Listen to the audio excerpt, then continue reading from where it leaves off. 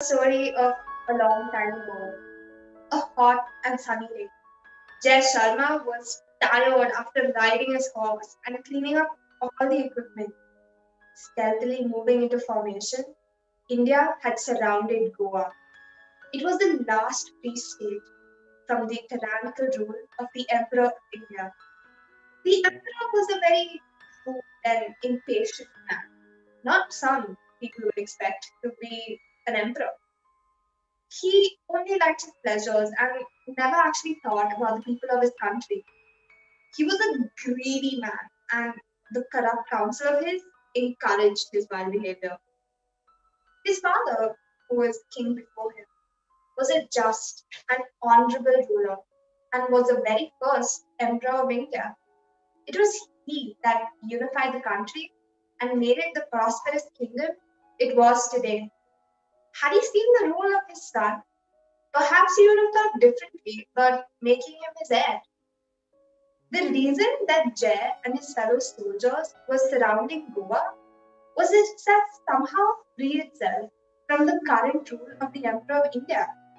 It had watched how the Emperor was dragging down the entire country, making no time for the people at all.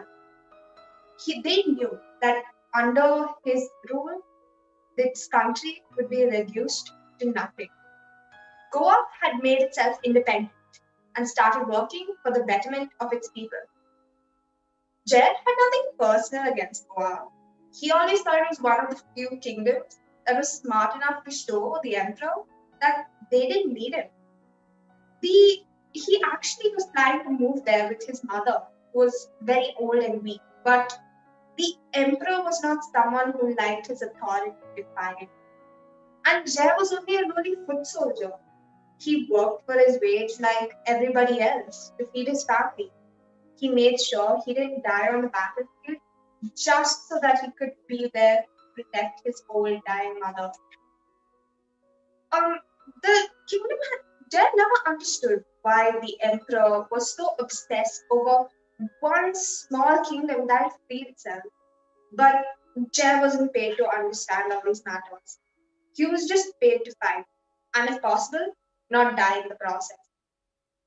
From where he could see, small children from the nearby villages were running to come see the horses. They had not seen the damage of war, and he prayed that they would be spared the aftermath. One child came near his horse and tried to pet it, but he shooed her away. It's not wise to encourage such a young child to touch such a dangerous horse after it had seen war. A battlefield was not something that children should be told either.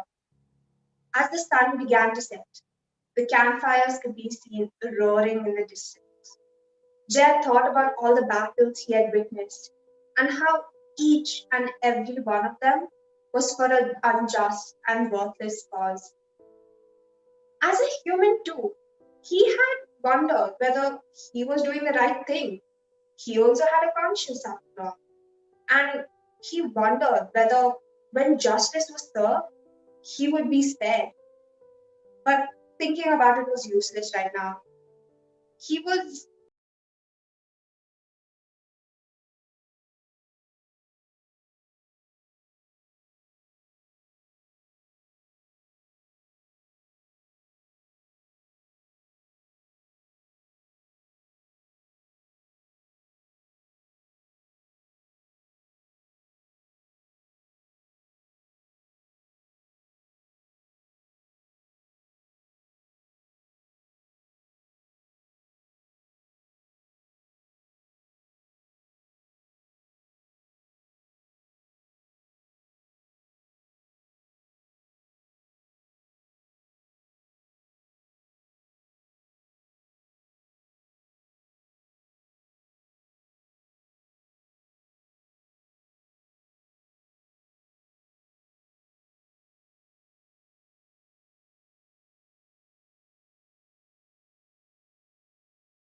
he was surprised to see a lamp still glowing and found it suspicious.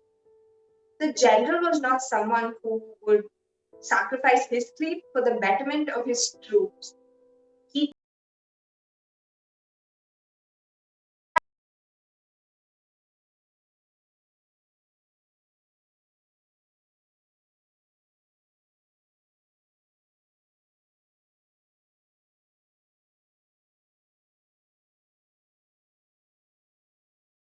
the Rajas. Jay wondered what the genuine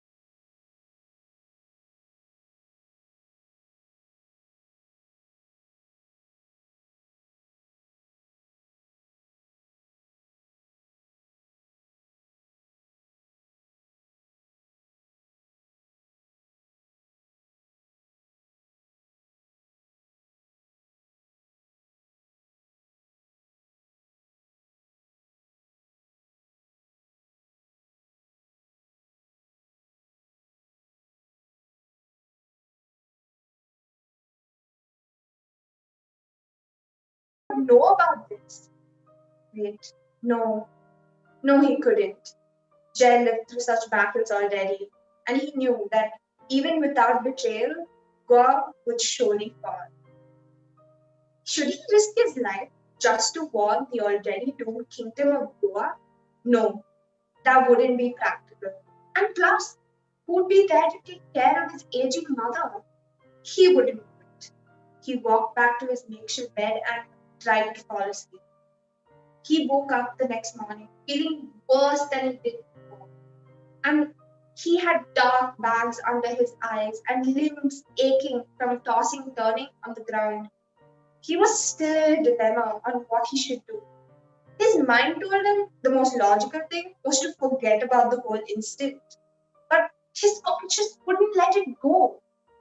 He kept thinking about the innocent people that would be killed because of the greed of just one man.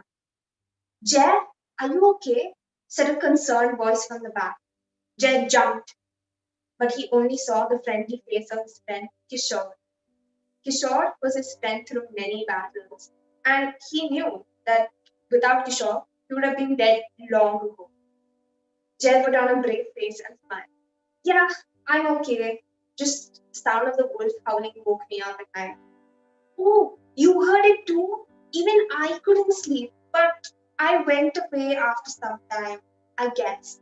Well, see you soon, Jed. And Kishore went, walking away. Jay was mentally drained by the time they entered the next town. And here as well, he could hear the sound of children playing. And he knew that this town would be the most affected. He knew that however he prayed and tried to appease the gods, they would not spare these young children or their parents as well. He shooed them away and saw them pout childishly as they ran back to their play. He heard a few of the children speak in the distance about the war, and one boy said, "My father said that the war will take place tomorrow. He said we should run from the soldiers and not go towards them." The child next to him replied, "I trust the soldiers. Have they not come for our safety? And they're so nice to us and let us play near their camp. I know they will protect us." Jay could not hear any more of these words because the children had gone far away. His heart stung, and he wondered, how could one so young have such an unshakable faith on the eve of his potential death? He was putting his trust in people who would probably kill him and his family. Jay went and started preparing for the fire with a heavy heart. As he made his bed, he registered how hard and coarse the ground was compared to the last time. He knew this was some sort of divine punishment for keeping his mouth silent and minding his own business. He knew that he would keep having horrible dreams. He tried sleeping, but he dreamt of the little boy and his family dead. He dreamt of his old mother frail and weeping. He dreamt of countless and thousands of innocent people massacred, and he couldn't sleep at all. So he decided to take a walk. He sat on a rounded stone and stared at the town, which would be desolate by tomorrow. He knew what he should do, but he was too scared to do it. If Goa fell when the emperor would massacre all the townspeople, and he would be guilty of siding with the emperor. As he was thinking, light clouded his eyes, and he saw a vision. It was his late father on his deathbed, and these were the last words he said to him. "Son, you must remember, there will be times that doing the wrong thing will seem right, but you will never be at peace. You must remember to trust your own heart as it guides you to the path you want to take. Don't let a second of hesitation bet a lifetime of regret. Die if you must, with a smile, knowing what you did was worth it."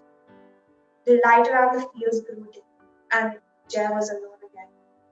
He knew what he had to do, but he was in a dilemma. He knew it wasn't worth living a miserable and wretched life weighed down by sin, however peaceful it was. He got up as fast as he could and saddled his horse.